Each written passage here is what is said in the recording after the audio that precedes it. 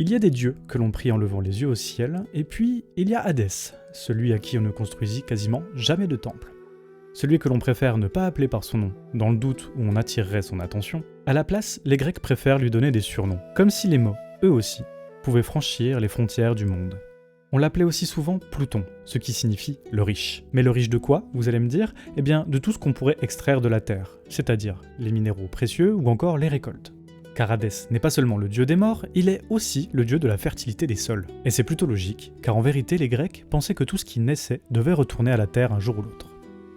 Retournons un peu à sa genèse. Hadès est le fils de Cronos et de Rhea, et comme ses frères et sœurs, il fut avalé dès sa naissance par son père.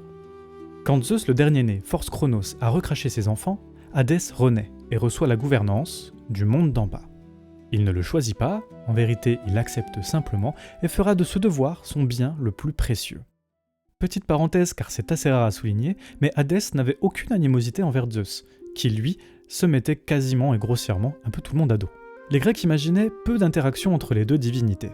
En vérité, lorsqu'elles se retrouvaient, les relations étaient plutôt cordiales. Hadès n'est ni rebelle ni jaloux, il n'en fait pas des caisses, en vérité, il gouverne juste sur le royaume des ombres et applique son devoir. Et c'est ce que Zeus admire profondément chez lui. C'est un point fondamental. Hadès ne descend pas aux enfers par obligation. Il devient le souverain d'un royaume invisible, mais aussi nécessaire à l'harmonie du cosmos. On peut le retrouver dans son palais au centre des enfers, et c'est pourquoi les Grecs le surnommaient parfois le Zeus des profondeurs.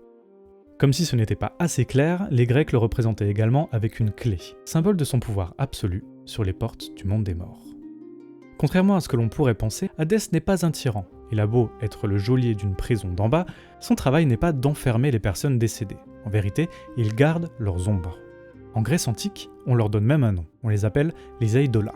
Ce sont des reflets, des souvenirs, mais très affaiblis. On imagine des ombres ordinaires errer dans les enfers sur les plaines d'Asphodèle, en train de travailler mécaniquement, répétant les gestes de leur vie passée, sans souffrance ni douleur.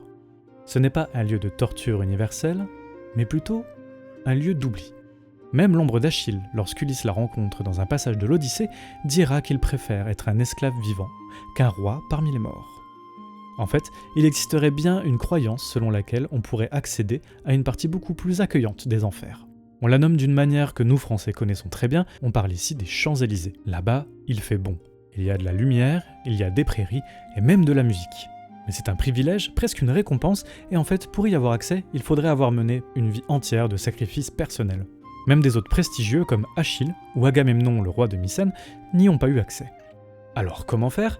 Il faut prendre un peu de recul et penser avec les réflexes d'autrefois. À la mort, Hermès accompagne l'âme du défunt jusqu'en bas dans les enfers où attend Charon.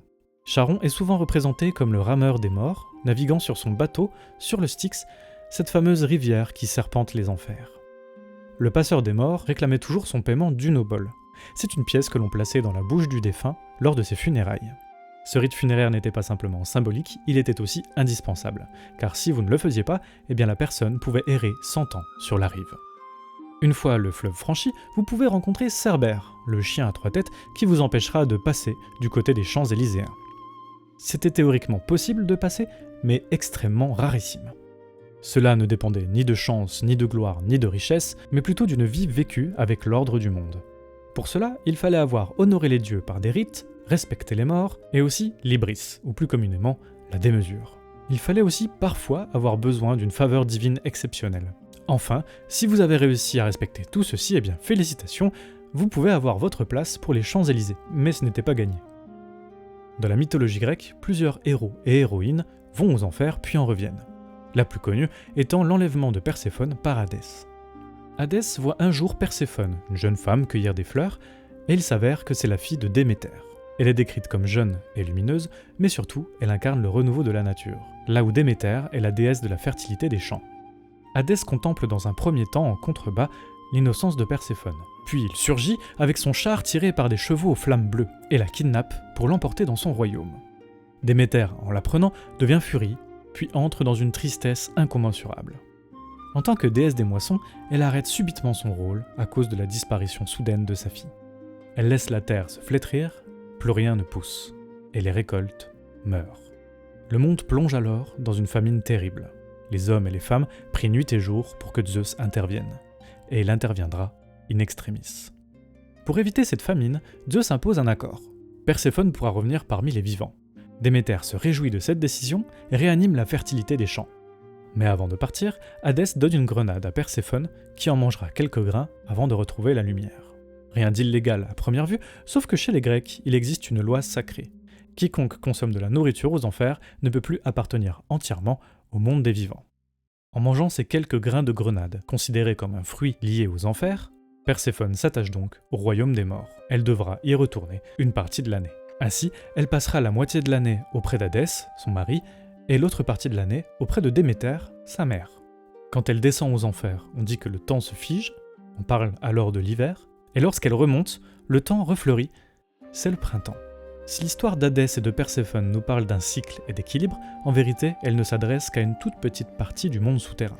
Car sous les prairies paisibles des enfers où errent des ombres communes, s'étendent en réalité des profondeurs bien plus anciennes et redoutées. Un lieu où les punitions remplacent l'harmonie, et même un lieu où les dieux n'osent pas s'aventurer. Nous parlons du Tartare. Pour les Grecs, tous les défunts ne tombaient pas aux mêmes endroits. En fait, ils tombaient différemment dans certaines couches du monde d'en bas. Hadès en est le gardien, il détient bien les clés en tant que geôlier, mais il espère que ce gouffre ne s'ouvrira jamais. C'est là que sont enfermés les titans, c'est là que sont punis par la souffrance éternelle celles et ceux qui ont osé défier l'ordre divin. Chez les Grecs, le Tartare est pédagogique. Les châtiments sont des mythes moraux transmis oralement pour ne pas oublier les limites à ne pas franchir. Comme Sisyphe, qui par la ruse menotte l'incarnation de la mort. Ce qui amène forcément au fait que plus personne ne meurt sur Terre, et donc déséquilibre l'entièreté de l'ordre divin. Ou bien encore, nous pouvons citer les sœurs d'Anaïde qui ont décidé d'assassiner leur mari, ou encore Ixion qui a cherché à conquérir Héra, la femme de Zeus, alors qu'il était invité par celui-ci sur le mont Olympe. Pour finir, laissez-moi vous dire que les Grecs disaient une chose surprenante à propos d'Hadès. Ils disaient que c'était le seul dieu qui ne mentait jamais. Zeus pouvait tromper, Apollon pouvait être ambigu, Hermès rusé, mais Hadès ne promettait jamais ce qu'il ne pouvait tenir. Dans les mythes, lorsqu'un mort arrive devant Hadès, il ne fait pas de longs discours. Il applique simplement la fatalité. Toujours la même, sans colère et sans compassion excessive. C'est pour cela que les Grecs avaient habitude de le craindre, mais aussi de lui apporter une entière confiance. Ils savaient que dans son royaume, les rois et les esclaves étaient égaux, que l'or n'avait pas plus de valeur et que les héros devaient parfois se taire. Car même le plus grand guerrier devient une ombre parmi les autres. Un ancien proverbe disait « Devant Hadès, aucun homme ne peut se vanter ». Et c'est peut-être pour cela qu'on évite de prononcer son nom. Non pas parce qu'il était cruel, mais parce qu'il était juste.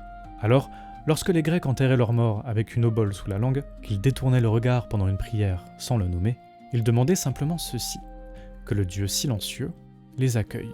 Et lorsque le silence tombait enfin, la majorité des Grecs espérait simplement une chose, une seule, que le maître du monde d'en bas les reçoive, tels qu'ils avaient été, naturels, sans ruse, sans mensonge.